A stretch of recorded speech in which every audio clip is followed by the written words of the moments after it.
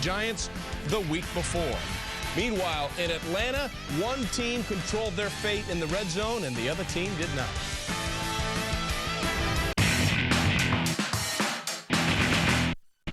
Monday Night Football on ESPN America. Touchdown! Kick off your week with live NFL. Monday Night Countdown gets you ready for the big game. Then, it's showtime. It's an AFC West face-off as the Broncos battle the Chargers for divisional domination. Live Monday Night Football, tonight, only on ESPN America. Need to find tickets for the big game or concert? At Seatwave.com, there are over 1 million tickets on sale now for all the latest live entertainment. And with all tickets 100% guaranteed, you'll find just the tickets you're after so you can catch all the action live. Buy and sell tickets at Seatwave.com for live American football, Autumn's Rugby Internationals, Muse in concert, and many, many more. Seatwave.com, the fan-to-fan ticket exchange. That's as explosive as I've seen DeMarcus Ware. Wow. And you've seen him explosive before. Ware has come and got him. It's been a marathon for DeMarcus Ware, and he finally got there. Flushed out. Ware chasing. Ware grabbing. Ware sacking. Ware's coming, and Ware's got it. Ware's got it. 3 today. Hit, carried, gobbled up by DeMarcus Ware. NFL on ESPN America. Holy God, what a play. College football on ESPN America. Touchdown, Auburn! Catch the best games from the gridiron every Saturday. Touchdown, Notre Dame! Travel across the U.S. with a college game day team And the Tigers handle the lead. as the top schools battle for BCS glory. Touchdown, Oklahoma! What a great call! And the Gators have taken the lead. College football every Saturday, only on ESPN America.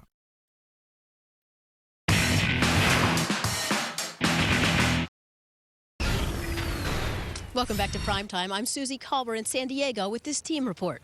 The first thing Denver wide receiver Brandon Marshall said to us when we met with him last night was, "I'm a changed man. I finally get it that you can't fight the Army. You just have to keep your mouth shut and go with the flow. From now on, if something bothers me in a certain way, I'll handle it in a more professional way." Still, I asked him how this declaration is different from ones in the past, and he said, "Before, I didn't really address what was at the root of the problem. This time, I had to look myself in the mirror and really ask myself what's truly wrong. Now, I go to sleep at night with peace." Trey, he also has 4 touchdown catches in the last 3 games. Pretty good game Sunday night in Atlanta. Bears, Falcons. Matt Ryan and company trying to take out Chicago. Closing second of the first half. Falcons 3rd and goal. Ryan to Tony Gonzalez. Wide open. 4-7. How did he get that wide open, Trey? Well, first of all, it's a great route by Tony Gonzalez, but a big mistake by the middle linebacker. He's got his eyes on the quarterback where it should be, but he can't bite on this out move. He's got to turn over to 38. Instead, he bites on it. Matt Ryan sees it. Perfect trajectory and ball speed back in the end zone. Big touchdown. Perfect throw by Ryan. Okay, third quarter, Bears down 14-7. Matt Forte, Merrill, having some issues. The dangers of jumping. You know that the ball could be hit by a helmet. We always talk about that. It did there, but great job smothering the ball and getting it back. He did get that one back, but on the very next play, that went to Forte again. What are the odds? Apparently it can happen again. This one recovered by Babineau, and the Falcons recover a force by Babineau. Fourth quarter, after a Bears TD tied it at 14, again, by rule, you have to kick off to the opposing team. And I still think it's a good rule. It's an excellent rule. Eric Weems thinks it's a terrific rule. 62 yards up the gut, so right away Atlanta with about 6 minutes to go in good field position. Moved to 3rd and 6, 5 minutes to play. Who scored that touchdown before the half? Tony Gonzalez. Correct. And how about this critical situation, 3rd and 6, Tony Gonzalez. Picks up 16, drive, stays alive. The factor back, though, Merrill, for them is Michael Turner. This is what they do so well. The little bend back off little boot action. So hard to defend. And that was really the only run Turner had all night. Falcons up 21-14. But on the Bears' next possession, Cutler to Devin Hester, who is becoming a pretty good wide receiver. With some nice moves here, gets out of bounds, a gain of 34. All right, 3rd and 17. Maybe this thing is about to unwind here, but you throw it over the middle, you get a pass interference call on Curtis Lofton. The drive stays alive. It's 4th and 1, 34 seconds. Oh, no. Orlando Pace, he's been on a Super Bowl winning team with the Rams. He's got more experience than anybody on the field. and he that jumps. wasn't even close. And how does that change from 4th and 1 to 4th and 6? Drastic, right? Big deal. Huge. So here's what happened on 4th and 6. Desmond Clark, no, it's incomplete, and just like that, Jay Cutler and the Bears come up short. The Falcons and Matty Ryan win it, 21-14. So to recap, the Eagles went to Oakland to play the Raiders, who just came off a 37-point smackdown by the Giants, where Antonio Pierce said it looked like a Jamarcus Russell to Zach Miller. Asante Samuel, not sure what that was. And Zach Miller's off to the races.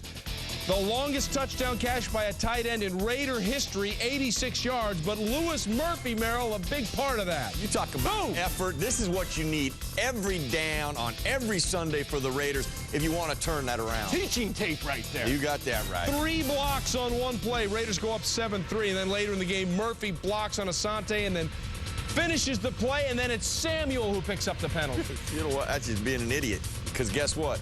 He's playing real football from snap to whistle. And that gets the penalty. All right, Eagles facing 3rd and 12. Trevor Scott is arrowed. Why do we arrow him? Because he just comes in and eats up Donovan McNabb. He had 2 sacks on the day. The Eagles have to punt. The Eagles didn't do Donovan any favors. They dropped him back about 60 times in this game. Poor play calling, poor execution by offensive line, and Donovan McNabb was shaky all day long with his accuracy. Richard Seymour with the sack there. He had 2 sacks on the day. The Raiders hold on to a 7-point lead. 3rd and 7.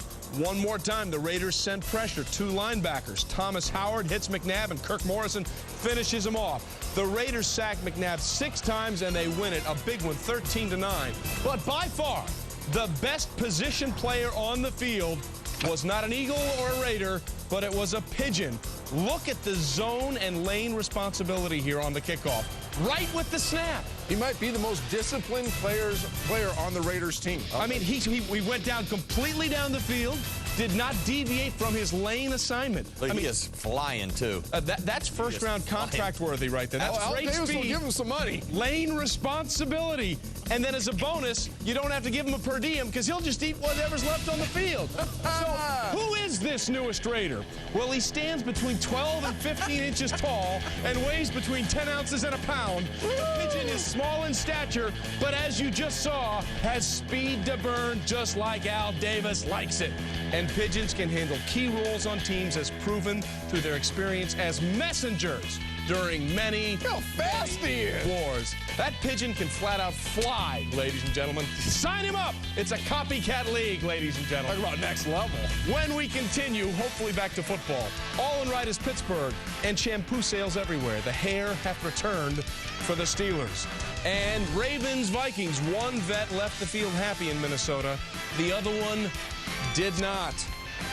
And clearly, one team is more comfortable in snow. It's the team that has number 12.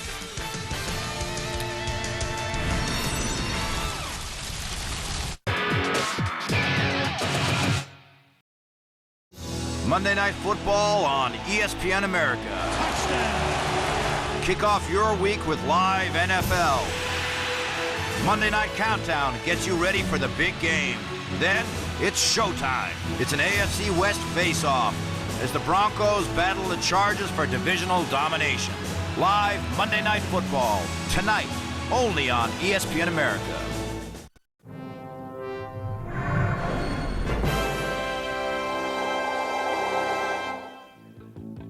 On your marks, get set, joggle? If you expected red noses, clown shoes and unicycles, well, you came to the wrong place. Joggling is a sport taken seriously by the hardcore juggling community. For many of us who can barely walk and chew gum at the same time, this sport might seem like rocket science. In joggling, the term multitasking takes on a whole new meaning, as some of the best athletes in the world run at full speed and juggle simultaneously. Although it seems impossible to imagine someone doing this, you can't help but be in awe of these guys' abilities. Some of the elite jogglers are able to turn in times just 2 seconds slower than the world's fastest man. Imagine those speed demons running down the track while juggling. Stay tuned for more amazing games right here on ESPN.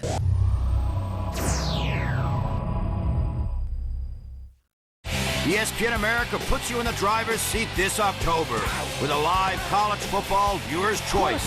Choose between 2 Big Ten matchups. In Wisconsin, the impressive Badgers host conference rivals, the Purdue Boilermakers. Touchdown, Wisconsin! Or, after a hot start to their season, the Hawkeyes host the Indiana Hoosiers. Vote now at espnamerica.com and tune in Saturday, the 31st of October for the winning game. A live college football viewer's choice, only on ESPN America.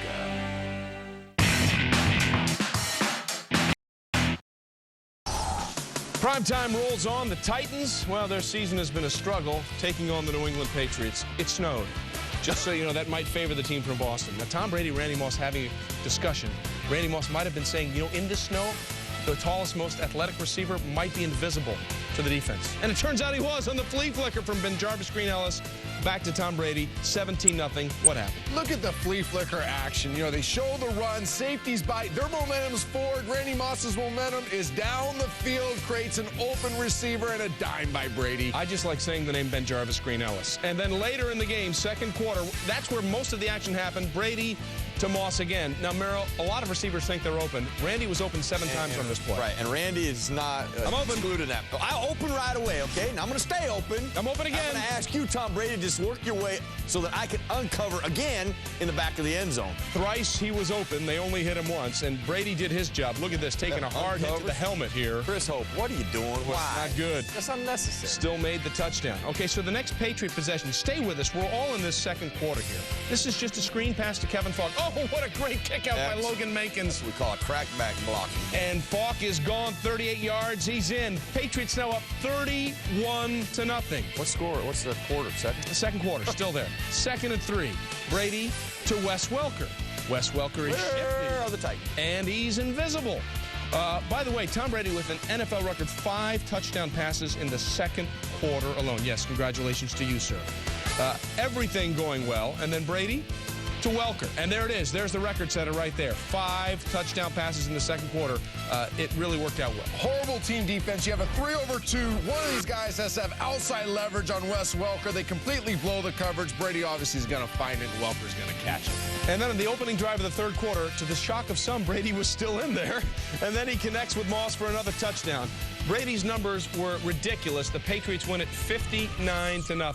Let's go inside the numbers. Perhaps snow is the magic elixir because they beat the Cardinals 44-7 in their other home snow game. Yep. So in the last 2 snow games, they have outscored their opponents 106-7. It's good math. I'm watching. Thank you very much. But let's just understand exactly what happened here. Brady ties a career high with 6 touchdown passes, an NFL record 5 in the second quarter. In a 36-minute run, New England saw them score 8 touchdowns against Tennessee. Last year, through the first 6 games of the season, Tennessee gave up all of 7 touchdowns. Those are some numbers that we need to go inside. All right, Ravens-Vikings, a tale of the first 3 quarters and then the fourth, because things changed dramatically. Brett Favre trying to remain undefeated. The Ravens trying to avoid a 3-game losing streak. Favre, first quarter to Bernard, burying for the touchdown. The Vikings up 14-0. Fourth quarter, Vikings leading 20-10. Favre launches that one for Bernard Berrien incomplete, but we saw the flags down. What was the flag? Well, it's pass interference, but the best part of this play is Brett Favre knows he draws the Ravens offside, so he takes a shot. Veteran move, a lot of moxie. Moxie, an underused word on primetime. Favre to Visante Shenko for the score, his second of the game. It's 27-10. This game is over. The Ravens do not care. It's 27-17. Adrian Peterson, Mel, breaks it outside. Call that pressing the hole, create the cutback, and then with your lateral quickness and your dynamic explosiveness, big play. A 58-yarder here.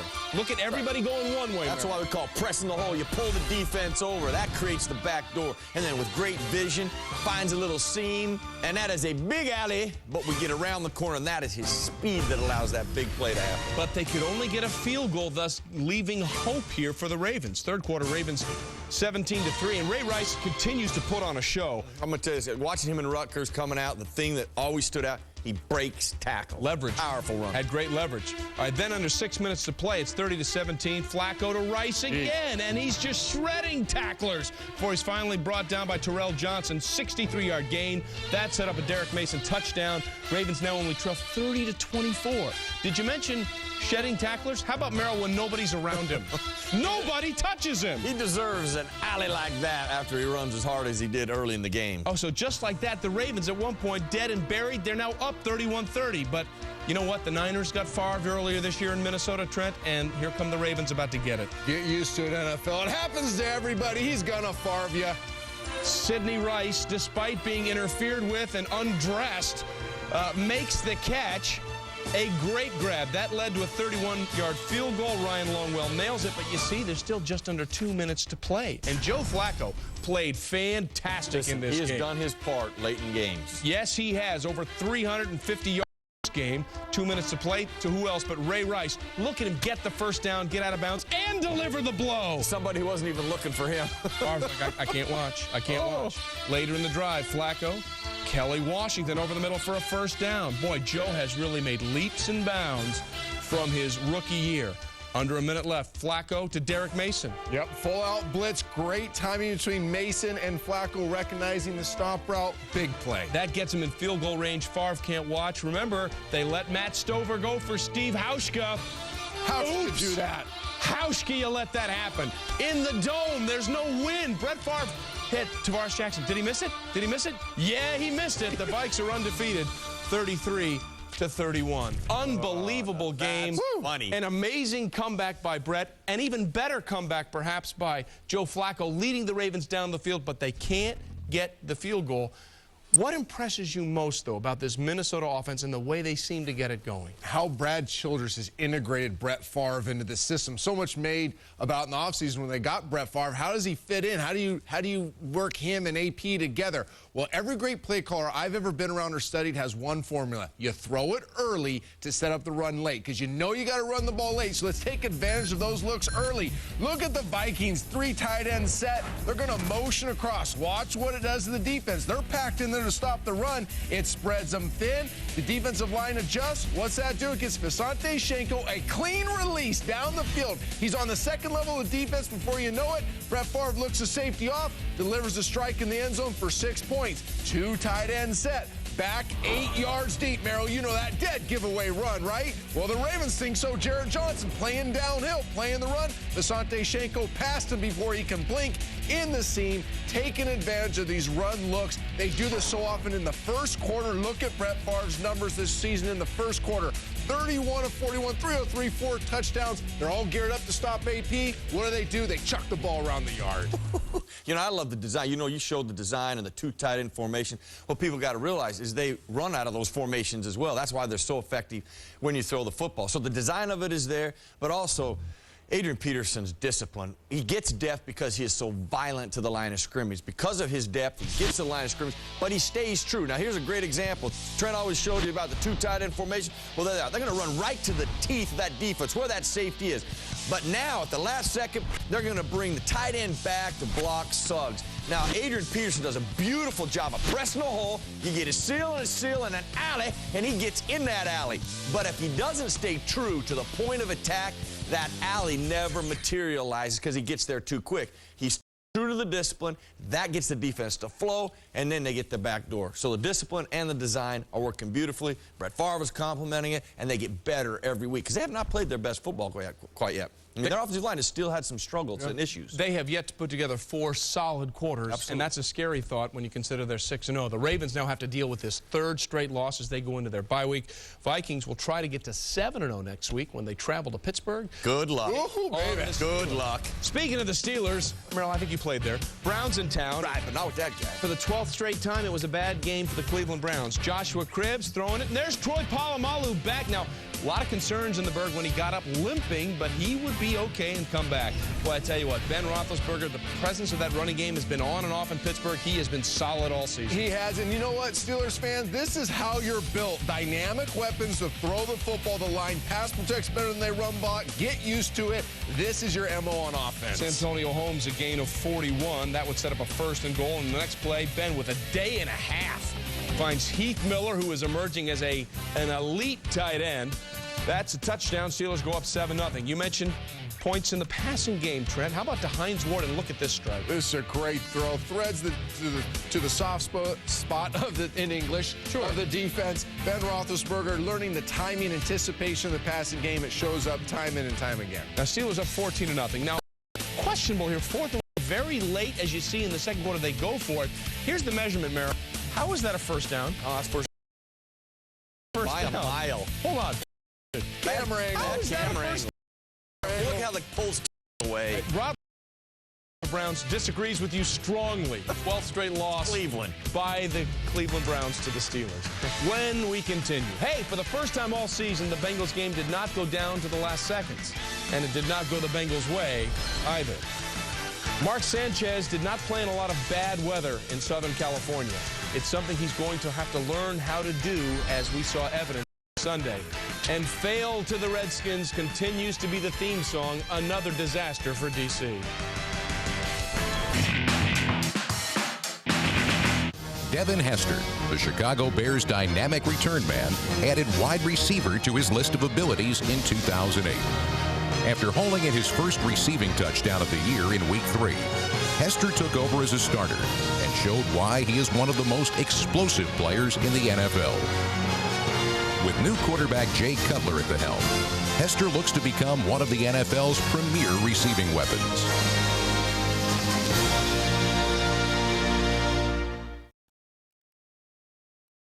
Speed, strength, everything you could want in a wide receiver.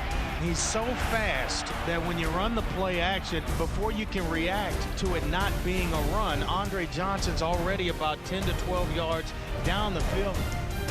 Feed the horse, because that's him. Quick throw left side. Caught! Touchdown, Andre Johnson. He comes down with it somehow, some way. NFL on ESPN America. November on ESPN America. The new NFL season starts to take shape. We've got live Sunday and Monday night football. The Sheriff gets his man again. Our new season of the NHL continues with live midweek games and Saturday night doubleheaders. Scores! We've got more of the best live college football. And the Major League Baseball playoffs come to a head with the 2009 World Series. November on ESPN America.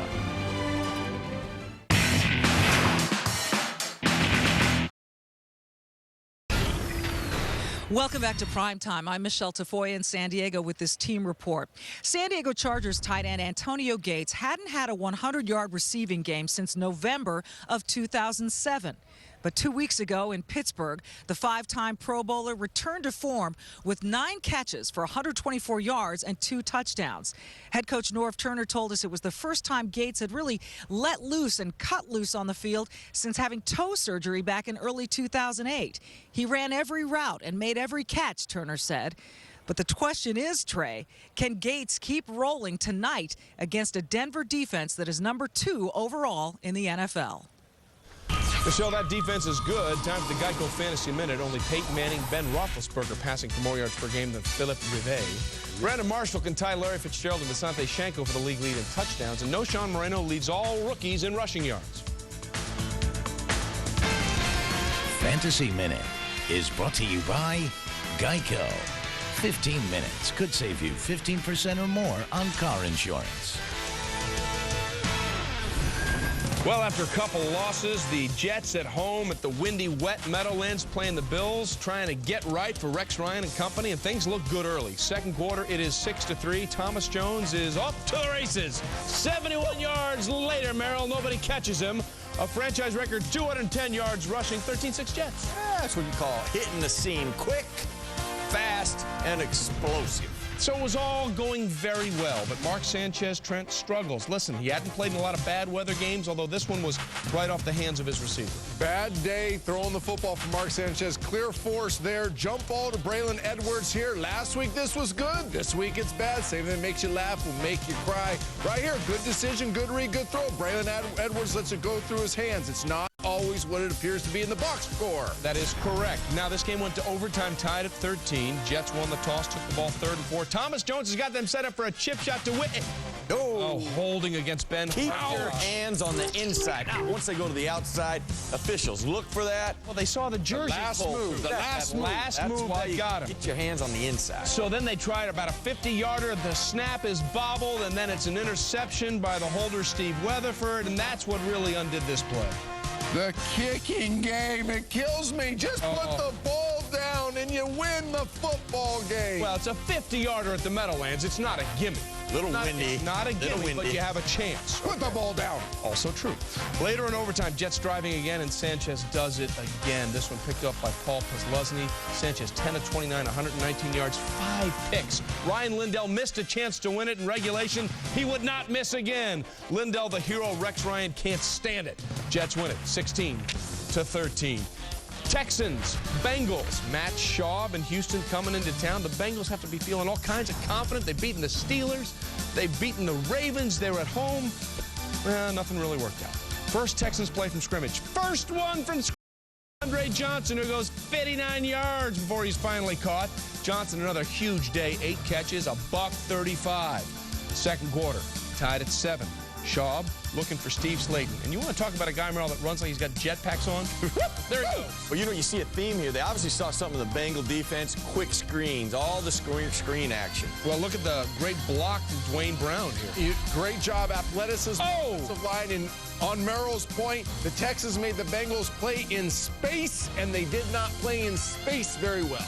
Third quarter, Texans up 21-17, looking for more of that space that you're talking about. There's that screen again. And there it is to Slayton for a gain of 27 yards. I sense a theme here. 2 plays later, Trent, I believe you really like this catch by Owen Daniels. Yep, look, the spread out formation again isolates Owen Daniels, and this grab is ridiculous good. The strength in his hands to bring that sucker in. 28-17, Daniels 7 grabs, 78 yards, 2 touchdowns. 2 minutes left, Bengals trying for a comeback, but Carson Palmer picked off by Brian Cushing. They lost the game. They also lose defensive end Antoine Odom for the year. Texans win it, 28-17. Chiefs, Redskins, Jim Zorn's team struggling, trying to score points. This is the 6th winless team of the season because nobody had wins week 1. Jason Campbell, well, it wasn't his best effort. Incomplete to Chris Cooley. That would lead to a Washington punt. Next Washington possession, 3rd down. Campbell is sacked by John McGraw, loss of 6. That would also lead to a punt. So Todd Collins will come in as Jason Campbell is benched in the second half. He was only 9 of 16. Third quarter. This is Clinton Portis. And we're off to the races. How this is not a touchdown? Typical, though. How do you not score here? How do you not score on this play? He's got a lead block. Must be Jim Zorn's fault. Yeah, well, that's the longest single rush of his career, a gain of 79. And then they're trying to get into the end zone. That's 1st and goal. No. 2nd and goal. Collins looking for Antoine Randall L on the fade. No.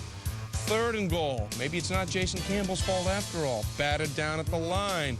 They settle for a field goal. Chiefs are winless here, people. Winless. 4th quarter, Redskins down 9-6. Collins, Fumbalaya. Zorn's fault. Yeah, probably. Liddell Betts in the backfield. Washington forced to punt as he recovers. 3-man rush, you kidding me? Tamba Ali with a 3-man rush sacks him. Jeez. The Chiefs get their first win of the season. Jim Zorn now stripped of his play-calling duties. 14-6. What is going on in D.C.? Well, we love blaming one guy. We love blaming the head coach. What a player cares about are 2 things. Do you have the same investment as me, and are you credible? Now, you're going to strip Jim Zorn of his calling duties, but Sherman Lewis, coach in 2004, and calling bingo 2 weeks ago in Michigan. I don't know how credible that is. Well, I would say this. You probably know this. I think most people know this. There are more issues in Washington than play calling. And for Vinny Serrato to call in Jim Zorn and say, we're going to get a new play caller, I'd have told Vinny Serrato to go pound sand. Because if that's really what they think the problem is, they're crazy. From the personnel to the philosophy, there is massive problems in Washington. Play calling is not going to solve those issues.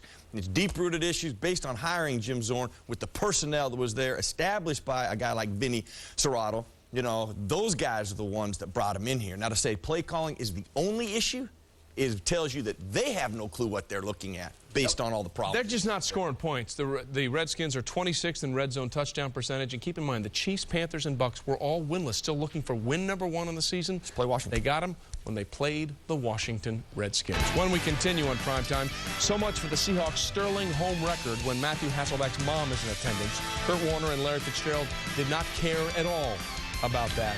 And we have a tie for the games of the week. One team really took it down to the wire.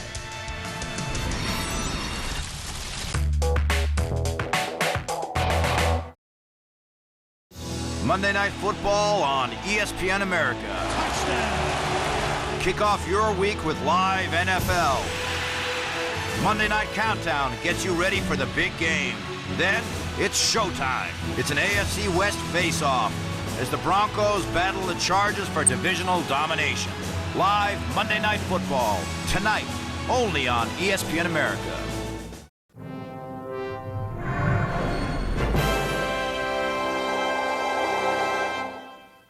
Basque handball appears to be a more chaotic version of racquetball, but it's a sport that brings out all the passion of the Basque people. It's so big that the sport's gladiators are revered and emulated by the younger generations. Armed with only their hands and their unwavering competitive spirit, handballers face off night after night, front-on fighting for every point, as well as the fans' affections, since their loyalties can change that quickly. These competitors only know how to play one way, all out.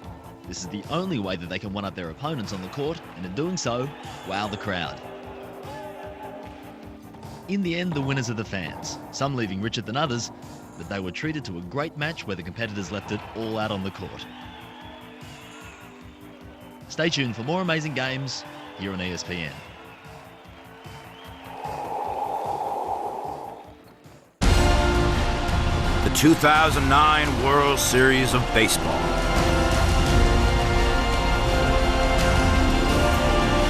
Only on ESPN America.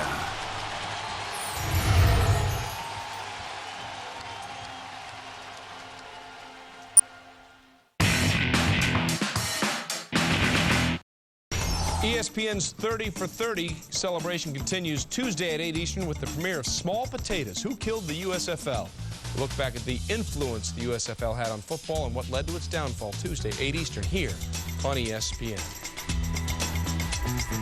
Cardinals, Seahawks, Kurt Warner and company, big divisional game. Remember, they were perfect in the division a year ago, and they're already far from perfect so far this season. Cardinals 3rd and 2 inside their own territory. Just throw it to Larry Fitzgerald. First down, Cardinals. Larry's ridiculous. Well, Larry's very good on his feet, but he's even good off his feet. Yeah, on, off, standing, prone, whatever. One hand, whatever one you leg. need. And let's take that one step further. Nice route by Fitzgerald. Oh, look at the stick at the top of the route, creating space. Warner's timing, that is stealing. 13 catches, 100 yards, and 13 grabs ties a personal best. The kickoff coverage for Seattle was not good. A little pooch, and Dominique Rodgers-Cromartie is the first one to cover it up.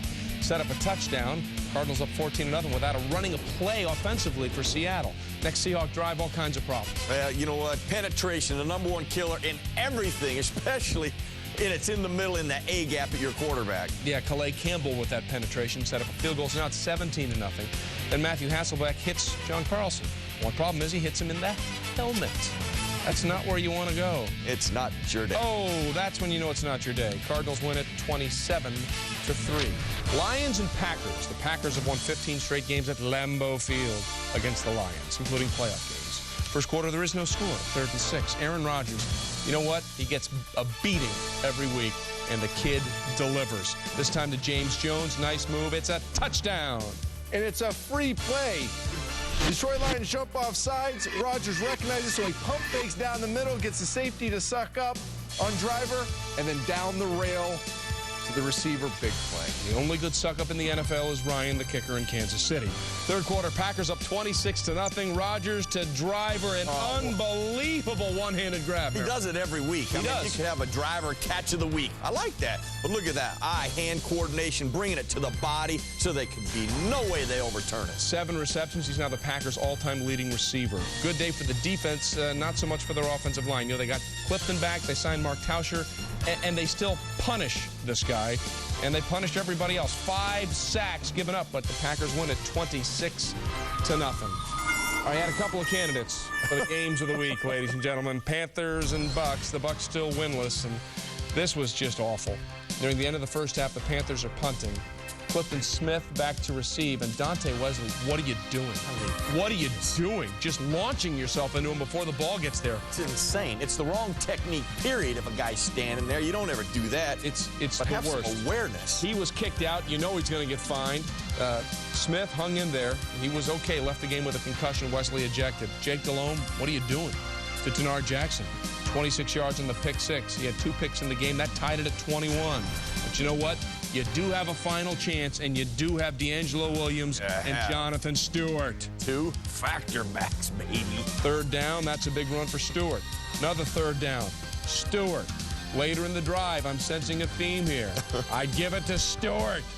Goes up, gets down to the 2-yard line. 34 seconds left, first and goal. D'Angelo Williams. You know what? These guys play well with others. They share, both over 100 yards. Celebration, love it. Panthers win at 28-21.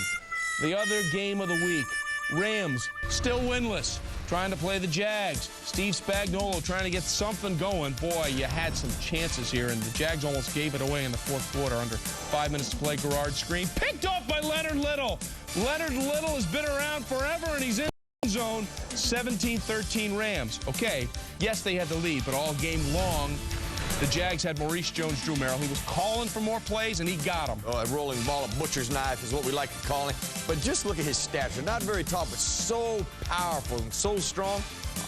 Difficult to bring down. Leverage all the way to the 1. And then, oh, you can hit me, but you can't stop me. That's playing behind your pads, folks. That's playing behind everybody's pads. That's like, woo. He goes in for the touchdown there. Ooh. Okay, 2-minute warning. Second and goal for the Jags. Where are you going? You're going to him.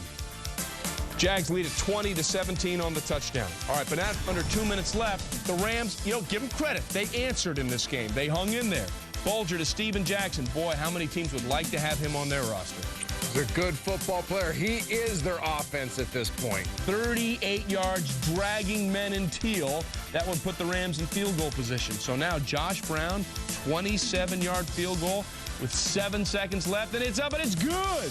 We're going to overtime. Will this be the week for the Rams?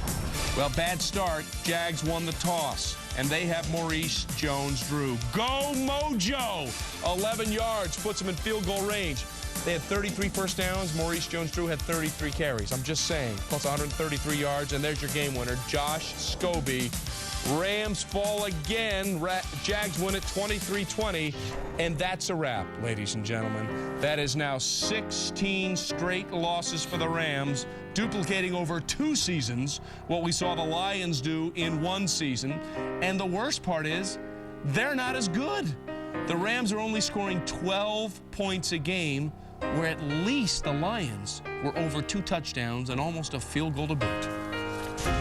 When we continue, primetime performance, this much we know, none of them came from the Rams game. We'll let you know who we got. Stay with us.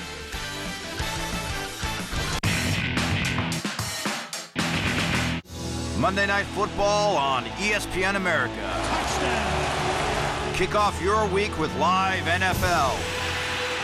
Monday Night Countdown gets you ready for the big game.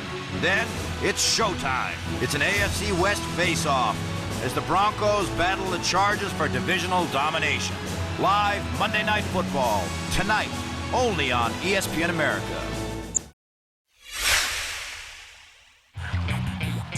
What's up, buddy? How you doing?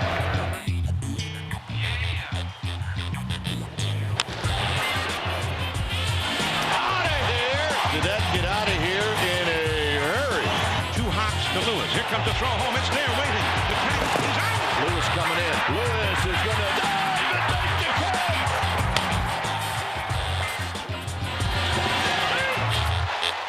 Watch Freddie Lewis go. Let's go. Triple alley from Lewis with his speed will get to third easily. He's exciting.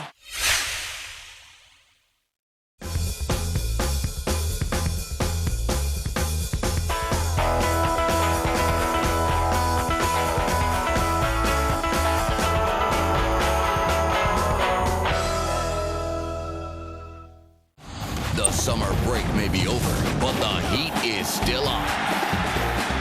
College football is back with a new season of heart-pounding action. Witness powerhouses like Ohio State, Wisconsin, Penn State, and Michigan State battle for the Big Ten Conference title. Touchdown, Ohio State. From the Southland, the SEC heats up with hard-hitting action from LSU, Auburn, and the returning national champions, the Florida Gators. And step onto the gridiron with the Pac-10 Conference and watch USC, Stanford, Arizona State, UCLA, and Washington State battle for top ranks. Up for grabs, and it's intercepted. This is American football, played from the heart. Cheer your favorite team on all season long. College football is back on ESPN America.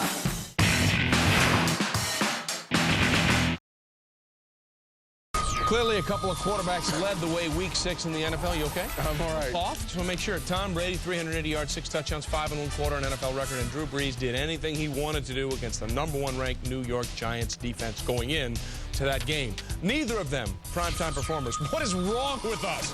Merrill, who is your wrong answer? Trey, very tough call this week, but all else fails. I go to my money man, Ben Roethlisberger, 418 yards, and guess what? Has no lost to the Cleveland Browns. Of course you win, Steelers. Well, I got the correct answer. The offensive line for the Saints almost put up 500 yards offense against the Giants, and Drew Brees only got touched twice. Top that, Trey. I will. Listen, Antonio Pierce said the Raiders were like playing a scrimmage.